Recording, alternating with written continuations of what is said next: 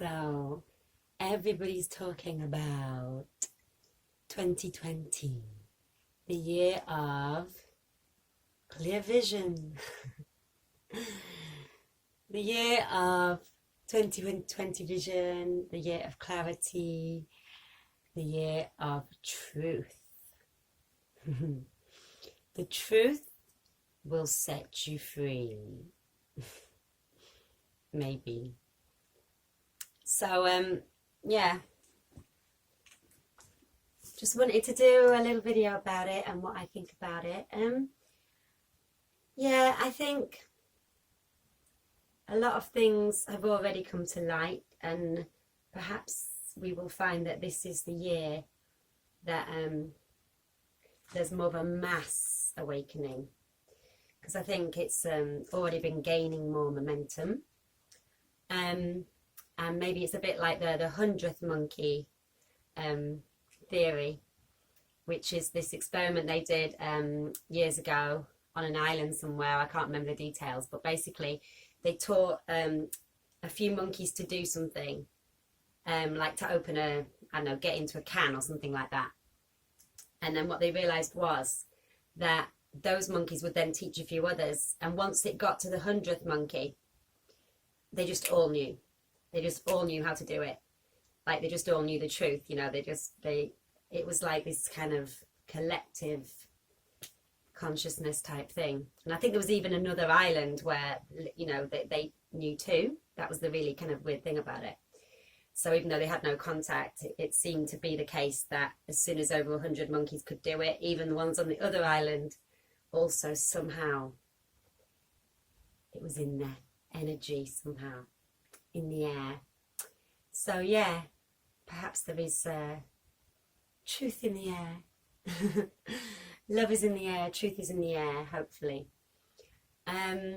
So yeah, that would be nice. Also, I think we have to really wake up to the fact that we are the people that we have been waiting for, because there's still some people out there who are like, you know, trying to use all of what's going on, the apocalypse and the world is burning and all of these terrible things, to kind of say, you know, it's okay, because if you believe in this God, then you'll be saved. And I just think, no, as I've said before, God lies within us all. You know, we are all gods and goddesses.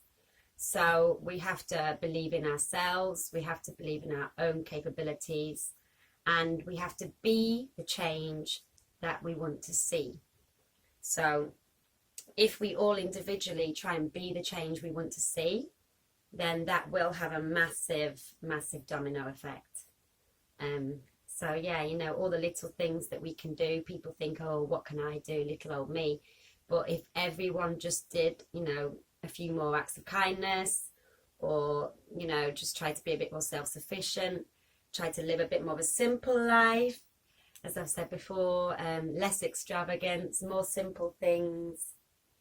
You know, might sound boring, but sometimes that's all it takes, you know.